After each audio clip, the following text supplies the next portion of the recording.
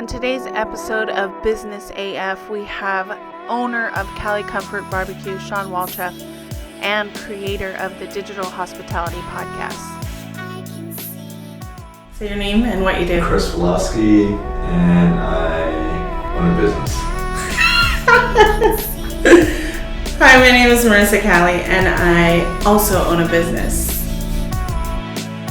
This is the Business AF Podcast, where it's all business most of the time.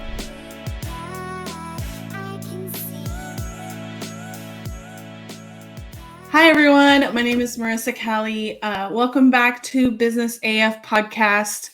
We have a very special guest with us today, and I'm happy to have him on. Shawn Walchef of the Cali Comfort Cali BBQ media empire. Can you just describe a little bit like what you do and just, you know, what your focus is now in business? Thank you for having me on the show, Marissa. I really I appreciate it, and I appreciate the fact that you're grinding it out and producing a business podcast, because that's what we need. We need a little bit of hope in times like these. I own a restaurant. It's called Cali Comfort BBQ. I've owned it for, actually today's our 12-year anniversary. So we opened in 2008, and we're still open today. Now we're a different business in the last month with coronavirus. We've been doing to-go and delivery only. We're selling barbecue online. We're selling through social, and we are selling booze to go. So cocktails to go, which is a new thing for California. And it's been kind of incredible. You know, we have a thesis that we've worked on, and we have a weekly podcast called Digital Hospitality, and it's that every business needs to be digital. You need to own your own content. You need to care about your website. You need to sell things, whether it's goods or services, through your website. But you also need to produce content, and that content that you produce, you own, and then you can use it on all the social channels. It's really allowed us to get the message out to our community that, you know, unfortunately we laid off 28 employees. I still have 27 that are working for us. But just letting the community know that we're still here in business and that we're going to be doing things in a safe manner to get them the barbecue that they've come to love, the fish bowls that they've come to love, and it's been a very positive response, and we're grateful for that. Yeah. So you mentioned, you know, owning all your digital, and we'll talk a little bit about how you had to pivot to, you know, the to-go thing and how that's working out. But I want to talk a little bit about how you came about being the host and like the producer, or it was your idea to do Digital Hospitality podcast. Can you talk a little bit about how that came about and why you're doing that continually as a business? Yeah, I think, you know, for us, when we opened in 2008, it was the height of the economic recession, which it looks a lot, you know, it's getting to be that again. But we opened in a location. In real estate, they tell you location, location, location.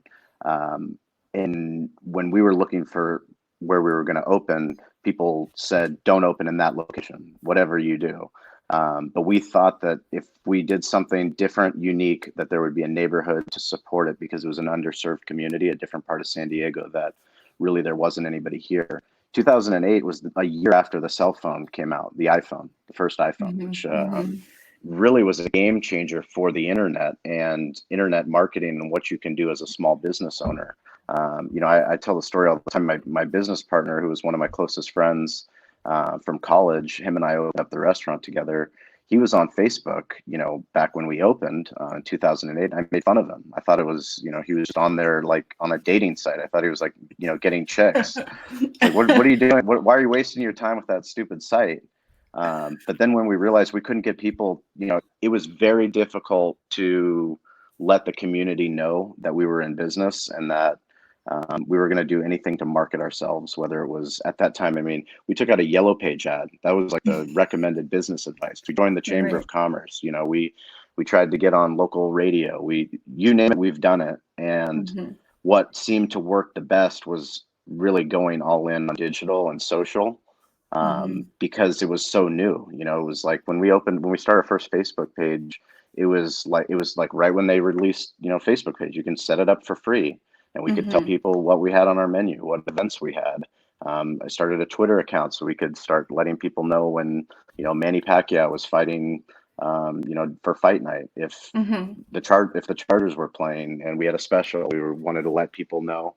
And it turned out to be something that was very valuable for me with not, someone that doesn't have an internet background.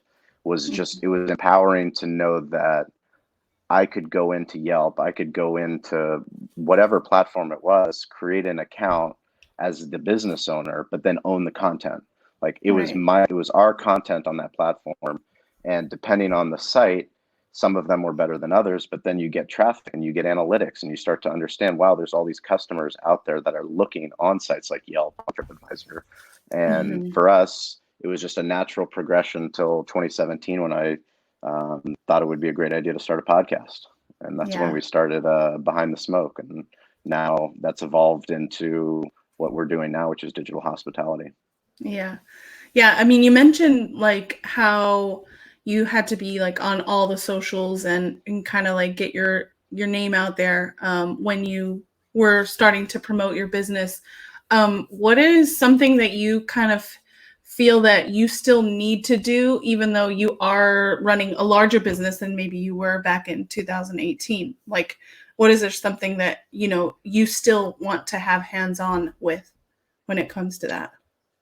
It's a great question because right Mhm, now is been such a different transition for us because mhm, doing the digital hospitality podcast allows me every week to go and interview anybody that I find that are doing things different and unique that will win in the future. So whether it's a brand, whether it's a influencer, whether it's a CEO, whether it's a sports property, um, it's allowed me to interview some incredible people and get some incredible insights.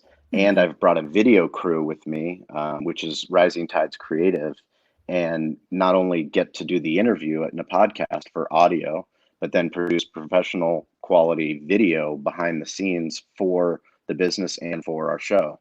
mhm. Now, every week I'm doing a Skype interview. I'm probably going to check out StreamYard because it's been recommended by multiple people. But Yeah. we have to adapt to the world that we're living in, and the Mhm, world that we're living in on April 20th, 2020 it's a social distancing world. It's not mhm. responsible for us as a podcast and as a show to go and show up in person anywhere. Yeah. We have to focus on what we do. And, you know, I could get upset about it, or I could be excited that I get to interview all kinds of guests and I have a whole potential of Yeah. people that I never even thought, because we always do our interviews in person, but Mhm, now we're doing so much more on virtually. mhm. Yeah, I think that, that one thing that you mentioned about being, accessible to multiple people, I think that's one of the positives, if there are positives, when it comes to having to be all digital and distancing ourselves from people. So I do want to talk a little bit about how you had to pivot and where you kind of got the idea to like, I mean, how quickly was it from the time where they put the restrictions on to when you were serving food? Like, can you talk a So little bit about that? yeah, so I mean, the natural progression for us, as a barbecue restaurant, full service restaurant, and sports entertainment destination is that we always did food to go. It was always a part of our business. It wasn't a core Mhm. component of our business, or all of our business, which it is now. Right. But figuring out how to provide the highest quality barbecue in the correct packaging, at the right time, but doing that in a way that was digital and Mhm. hospitable. It's changed and it's evolved. So, Mhm. before, let's call it 3 years ago, we were probably doing 20% of our business was to go business, which is a significant portion. But every year we were investing more time and effort into improving our website. So it was mobile first, Mhm. improving photos on our website, improving the functionalities of the website, how it interacts with our point of sale system here in the restaurant. So once the coronavirus hit, we had already implemented online ordering through our website. We were already Right. doing that. We had already implemented DoorDash. They were our exclusive delivery partner. Now we added Grubhub and we're adding Uber Eats this week. Um, But those are all different technologies. So that's a different, essentially, POS system. It's another step that we have to take. And one of the challenges now for all restaurants, not just restaurants, but other businesses, is how does technology talk to each other? Some of them are closed systems, some of them are open systems, but at the end of the day, we don't give a shit. I don't give a shit how it talks to it. Like, it just needs to work so the guest can get the best experience possible. I mean, Right. you've ordered food for delivery, Yes. I'm assuming. Mhm. And sometimes Not delivery, but sometimes just pickup. Yeah. for Because I got to pickup. get the So like, drinks. yes. I mean, our goal is just like our goal in the restaurant, is that we Mhm. want to give a 5-star experience so that you're so excited that you have to post it on Yelp. You have to talk about it on Mhm. Facebook. You have to tell your friends, oh my God, the barbecue is amazing, the peach cobbler. But so many things have to happen correctly in that experience, from the time you park your car to how the host treats you when you walk in the door, if the Mhm. place is clean, if the lights are on. I mean, there's so many touch points that have to happen. Now there's Mhm. less touch points, but that doesn't make them less important. Right. It's still so important that if somebody orders brisket, that they get brisket, they don't get tri-tip. Right. Like if they ask for a side of jalapeno barbecue sauce, that we actually give them jalapeno barbecue sauce. Mhm. It's like, how many times have people ordered somewhere and somebody like, can I have ranch? And they don't pack ranch, and now you've just ruined the whole experience. Right. And that, Yeah. like, that has those things, the double checks, triple checks, we have to get, as good as possibly we can, because Mhm. we're doing an entirely different business model. Yeah. And I mean, you guys have really stepped it up. I mean, I've seen the change from when you were just, traditional eat-in restaurant to now like full blown, like pickup and all the setup and everything. But I want to talk a little bit about how you've utilized like the community as well to Hmm. help you with your marketing. And I wouldn't say that it's disingenuous. I mean, my personal experience, I'm going to talk a little bit about it, is if a restaurant is willing to make those relationships with the people that buy their stuff, they're going to come back. It's part of that experience that you mentioned. And there was a picture that I saw on the wall. If you don't tag us, we can't share it or something. What does it say on your wall? If we can't tag you, we can't pimp you. Yeah, exactly. Yeah, I knew it That's was something, yeah. but it's true. It's like you, I think, have really.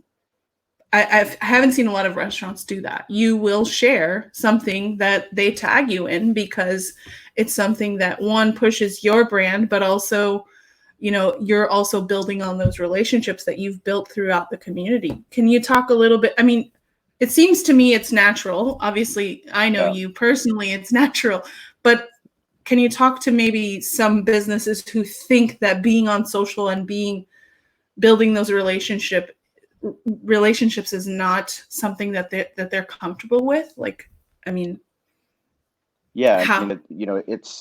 it's the whole saying, if we can't tag you, we can't pimp you. It gets to the heart of the whole experience of social is community. It's the Yeah. digital side. It's the digital side of hospitality. Hospitality is in person. You're in person. You go into the restaurant. You have a great Mm-hmm. experience. The server does a great job. The pit master, they cook the best meat. Your team wins or your team loses, whether or not we can't control that, but Mm-hmm. we can make sure that it's in high def. But what business owners don't understand is that it gives such a deeper context to the guest experience when Mm-hmm. you're willing to not just acknowledge that they wrote a comment in your Instagram feed, but that you respond in a way that the same way you would respond if they walked into your restaurant. Right. I mean, that's the biggest key, is that no matter what business you're in, there's so many digital touch points now, which can be overwhelming. Frankly, it can Mm-hmm. be overwhelming, but that's where you have to ask for help, because Mm-hmm. you just don't know where people are going to be messaging you from. They message you in Facebook Messenger. They'll message you in the comments. They can message you on Twitter. It can be in a hashtag. Like, Mm-hmm. there's so many different places, but when you start to discover where those places are, and then you acknowledge somebody for coming in and then posting about your restaurant, and they look and they're like, oh my God, the restaurant posted, they thanked me. Like, the Yeah. owner thanked me for coming in, and they reshared it in my Instagram stories. Like, Mm-hmm. nobody reshares anything.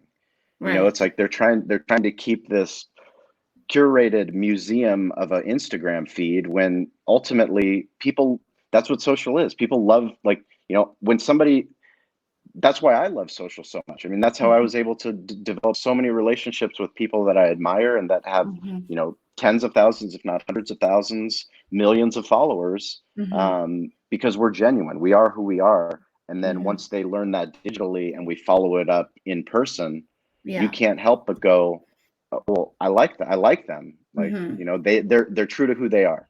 Right. You know, we don't play, oh, we're going to be okay. Our job, two rules in restaurants is we don't do politics and we don't do religion, but we're a sports bar, you know, and we're a Chargers bar. We're a San Diego Chargers bar and we're a Los Angeles Chargers bar. And we got a lot of flack for that, but we're not going to play the side where, oh, we're not a Chargers bar, but we have Chargers things up. Like, that's who we are. Either accept us for who we are or don't. But ultimately, we're not just a Chargers bar. We don't care what NFL team you cheer for. We're here for a football fan, and not just a football fan, but somebody that loves soccer.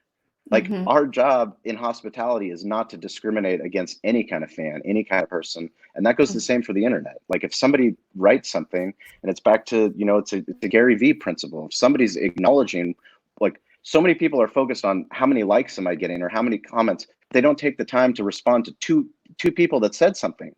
You know, they said, thank you, or like, thanks for sharing that nugget of information. And they don't even heart it. Like, you can't even heart it. Yeah. Like, I understand if you put a popular post out there and there's, you know, hundreds of comments, responding to every comment is a monumental task, but like, at least you can heart it. At least you can like it. Right. Acknowledge, digitally touch somebody and let them know, hey, thanks for being on my page. Because look at how many other distractions you can have. You know, it's like that's the stuff that, when it's happened to me, and it's very rare, when it's happened to me, I'm always so appreciative of it, and I remember it. Yeah, I think that's the point of social. You mentioned, you know, like, it's building on those relationships. And so I want to talk a little bit about also how you've kind of transitioned your knowledge of digital hospitality into being a mentor of sorts for other barbecue restaurants or restaurants that might be looking to learn these principles from you. Can you talk a little bit about how you've transitioned into Cali BBQ media a little bit? Yeah. I mean, so for us, one of the things that we learned by doing the podcast was the podcast gave us structured content, like calendared content, where it wasn't about us. It was the story was about somebody else. We were interviewing someone else, their story, their business, their brand, how they did their marketing, why they care about a certain charity. And that allowed us to understand that, like, all the tools that we're learning through digital and through social media, like, not everybody knows them. You know, like, I take it for granted that not every restaurant's on Instagram. You know, not every restaurant has claimed their Yelp page. Not every very few restaurants are on Twitter, you know, as a brand or as you know, the leader of the company, you know, as the CEO. How many restaurants are on LinkedIn? Not many, you know. So once we start realizing we're playing in white space, and we know how powerful it's been for us. If it's been this powerful for a restaurant in Spring Valley, you know, that opened in 2008, that wasn't a barbecue restaurant, converted to a barbecue restaurant, became a sports bar, then pivoted, and then became an entertainment company and event company and catering company, and now a media company. Like, if we're able to do that, anybody can do it. Right. You know, but they just have to be willing to learn. They have to be willing to ask for help. They have to be willing to get mentors and to work on it. It's a craft. I mean, you know, think about how much you've learned about social media marketing, but you didn't learn it just by reading an article. You do it every day. Do it. It's like like, it's the Mamba mentality. How can I be better at this skill every single day? Right. Yeah, and you know, that's kind of like what a lot of people don't understand when they do maybe hire someone that's outside. You know, they want to learn stuff, but they're expecting that immediate ROI. Like, I'm going to post on Instagram and I'm going to increase my sales by 300%. Yeah, no, not with just one post, you know? Yeah, and I think it's a great point that you bring up, is that, social media, it's not a band-aid. It's a way Mhm. of life. And like, by being digitally focused as a business, it has to be in your DNA. Like, Mhm. and once it is in your DNA, then everyone in the organization has to embrace it. It's not, oh, we're going to just go and hire somebody and then all of a sudden they're going to know our voice, our brand voice, and how we talk to our customers and how we Right. relate to it. I don't care how great the social media marketing agency, they're never going to be as good as the founder. you know Right. like, Right. they can get the ideas from the founder, they can get what the founder wants to portray, but Mhm. that's a relationship, and it's a working relationship that only gets better the more both sides are willing to meet up and go Mhm. over strategy, go over content. But it can't be at the bottom of the list, it's got to be at the top. If it's Right. not at the top of the list, it's not genuine. It comes off as core. It's the same way that I feel when I open the restaurant, when I would see a commercial on TV with food, and it was just bullshit. It was complete bullshit. Like, the food is like, no way that hamburger looks like that in real life. Like, it Yeah. was a stock photo. I Mhm. had, when the first person that built my website was my best man, his father, and he was like, "Do you want stock photos?" I'm like, "Fuck no. I Yeah. don't want stock. I'd rather have a shitty photo of our actual food that they'll get in the restaurant than a picture of a burger that looks like, it was done in a studio." Mhm. Yeah, definitely. I think that hopefully branded photography is something that people will definitely take notice of now that they have to be all digital because you can't even make up for it in store. They can't go to the Hmm. restaurant. So, I wanted to talk. You mentioned a little bit about listening to customers and kind of making. What I want to know is like how you're utilizing social media to find out what people want and like make Hmm. new things that people are talking about.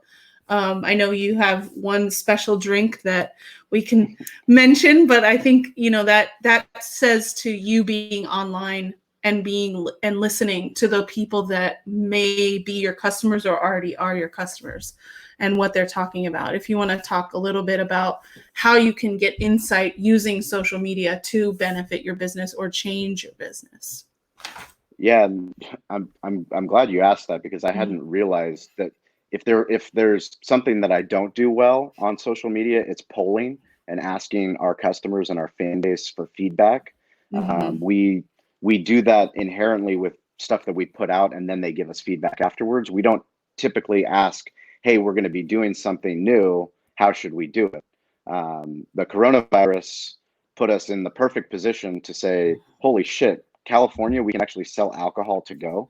Like, Yeah. well, how the fuck do we sell alcohol to go? What do we charge? How do we do it? What kind of, we need growlers, okay? How much does it cost? Does it need to be a branded growler? It was just like, Mhm. well, let's share this information that is readily available on the internet, but let's share it with, our fans, and say, "Hey, guess what? ABC changed the law. Cali Comfort can sell alcohol to go. What do you guys think we should sell?" By Yeah. far, the most popular thing was fish bowls, which is Mhm. it's a 64-ounce cocktail that's shareable for two people that we put a rubber duck in, which is perfect for social, and it's perfect for a restaurant. Every time Mhm. someone orders it at the bar, someone sees it and go, "I want that." Um, but they asked, we asked, they answered, and we Mhm. said, well, now our number one goal is, how do we get our fish bowls that we already make, that people already love, into a repurposed container and Mhm. sellable so that they can enjoy it at home. Yeah. Once we did that and we realized how popular it was, and we sold out, I mean, every week we've sold out of everything that we've offered. We realized that, hey, Tiger King is trending on Netflix. Yeah. People are absolutely loving it. Can we create a Tiger King drink, essentially commemorating Netflixing and chill? So Mm. Netflix and chill with the Tiger King. We have a growler. Let's try it out. And Yeah. we literally played around with a logo on, Adobe Spark, and Mhm. Stover, my producer for the podcast, he made the logo in 10 seconds, 15 seconds, as a joke. Put a crown on the tiger and put Cali BBQ on it, and slap the sticker on the growler. And next thing you know, we have people that just can't get enough of the Tiger King growler, and they're posting on social of them, drinking it at home, and we're reposting it in our Instagram feed. And Mhm. last weekend we had Carol Baskin, someone literally dressed up, that is a super fan. She looked like Carol Baskin, and she came into the restaurant, not into the restaurant, but she came to order, her takeout food, and she got her Tiger King growler. And my staff alerted me, they're like, dude, Carol Baskin's here. Like, please ask her if I can take a photo. And then I go and I take a photo of her, and she's just a woman that wanted to make people happy. She wanted to dress up, and she thought it was hilarious. She drove from Imperial Beach all the way to Spring Valley Wow. just because she thought it was hilarious that we were serving a Tiger King growler. That's amazing. I mean, I think it's such a good story because one, you're paying attention to what people are liking, and you're adjusting according to that. And it shows a lot that you're there and present. And I think a lot of people can learn from that, especially being on digital. So there's one thing that we ask every time. We have one random question that we always ask. So I would like to ask you, if you were to get quarantined with anyone other than your family and obviously your 2 kids, who would you want to get quarantined with to learn from? Are they dead or alive? It could be anyone. Well, if they're not alive, it would be Kobe Bryant. Yes. Yeah, it would be Kobe, Gary Vee, or David Meltzer. Got it. Those are good people to learn from, and I'm sure you can find out so much more that would be applied to business, but also personal growth, I'm sure, from either of those 3. Awesome. Sure. Well, if people want to learn more about you, they can go to your Instagram or your Twitter, wherever you're on all the socials, right? At Cali Comfort BBQ. Yeah. So our job is, if you go to Google and you type Cali BBQ, then it should give you all the content that you want in the news feed and the video feed and the podcast feed. That's the world we live in. So if you're not easily findable, then that's a problem. Yes, and that's very genius, I think, because Cali is like short for California, and BBQ. Those are 2 words that are often used. But if you can brand yourself and get those results, then you've done a great job. So I'll have to. It's low and slow. It's 12 years, and we're just getting started. Yeah. That's awesome. Well, thank you so much for joining me, Shawn. I really appreciate it, and I will see you online soon. Awesome. You're amazing, Marisa. Thank you. This is the Business AF podcast, where it's all business most of the time. You can listen on iTunes, Google, Spotify, or wherever you listen to podcasts. You can subscribe to us on YouTube at businessafpod.com.